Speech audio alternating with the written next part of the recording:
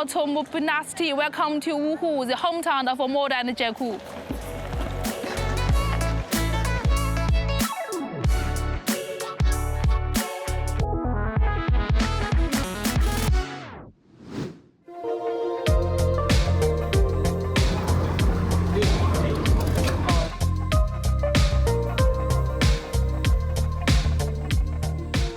Pozdravljam vas torej iz malega kitajskega mesta, kjer pa se dogaja prihodnost mobilnosti.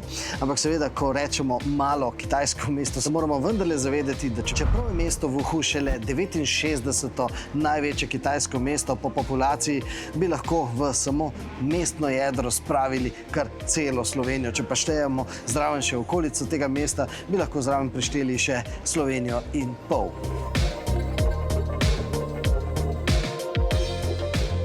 V to malo kitajsko mestece pa sem jaz prišel zato, da bi preučil, kateri novi kitajski avtomobili so recimo primerni, so ustrezni tudi za naše slovenske ceste.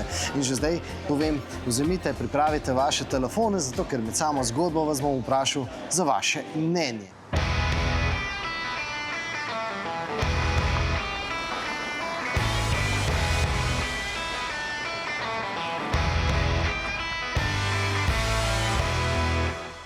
Kitajskim znamkam smo pogosto očitali to, da nimajo dinamičnih voznih lastnosti. Zato pa so nam dali zdaj Omodo 7 in s tem poligonom želijo dokazati prav to, da so se popravili na tem področju.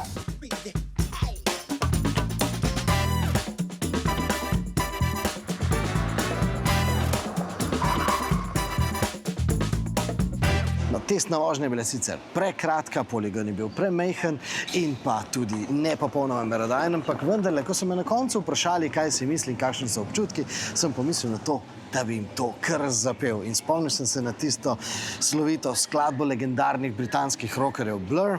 Namreč izkusil sem, da so nam Kitajci dali nekaj, kar si želimo v Sloveniji in v Evropi. Tako da dajmo zdaj skupaj vsi zapet tisti.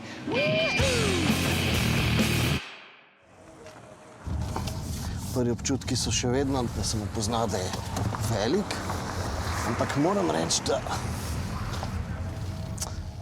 da napredek se pozna. Ta avtomobil je pa že skoraj da evropski.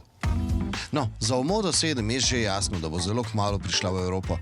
Torej, prva kljukica je odkljukana.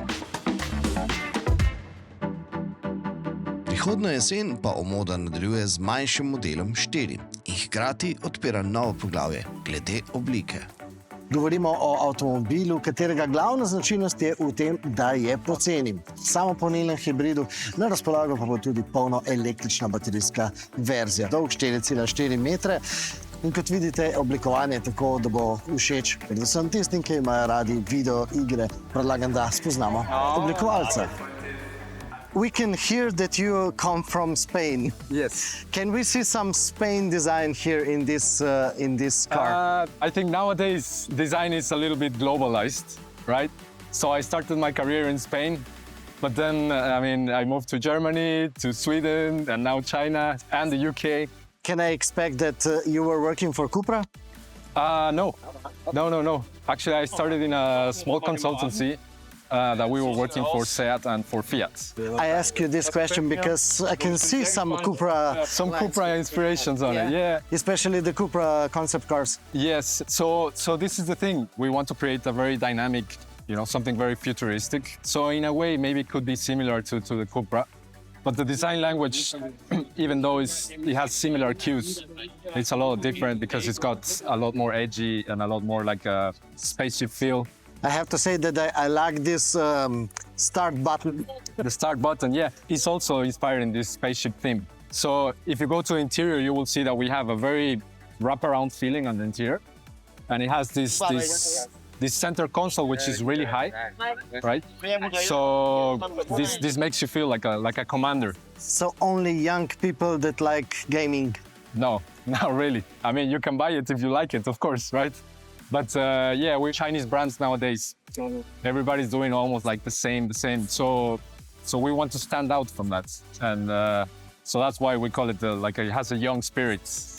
but it doesn't matter what age you are, you know? You can be 60 years old and feel young as well. Poglejmo zdaj novost znamke Jayco, torej tehnično sorodno novost, a s precej drugačno obliko. V prihodnjih mesecih pričakujemo popolnoma električni Jayco 5, prav tako bo v verziji z normalnim motorjem, z notranjim izgorevanjem. Gre za manjše vozilo, 4,40 m v dolžino. To je segment Omode 5, s tem, da je bolj terenskega videza, ponuja majčkeno bolj robusten izgled. Prav tako ima 61 kW baterijo, domet okrog 400 km. Specifikacije zelo podobne kot pri Omodi, večinoma so kozmetične razlike. No in zdaj je prišel seveda tisti trenutek, ko nas zanima vaše mnenje glede novih kitajskih avtomobilskih znamk. Seveda, skupina Chery izdeluje Jayco in Omoda, ampak to sta pretežno, recimo temu, mainstream avtomobilske znamki. Dve avtomobilske znamke pa ta skupina še razmišlja, da bi jih pripeljala v Evropo. Ena je zelo prestižna znamka, druga je pa taka igriva, funky, retro oblikovana. Zdaj pa je tista dilema, ali naj te znamke pripelje tudi v Slovenijo.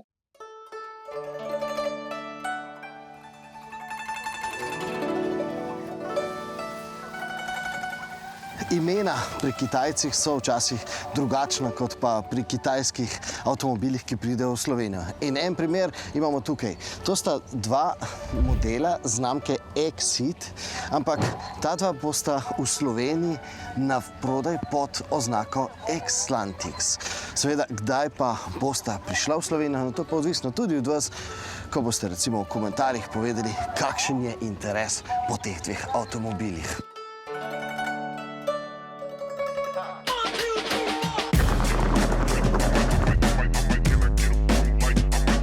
Naslednji kandidat za prihod v Slovenijo pa je ta avtomobil. Imenuje se iCar in ne, to ni Appleov avtomobil, je pa seveda tako, ko naj mu rečemo, zabavno, igrivo oblikovan avtomobil, tudi retro mu lahko rečemo.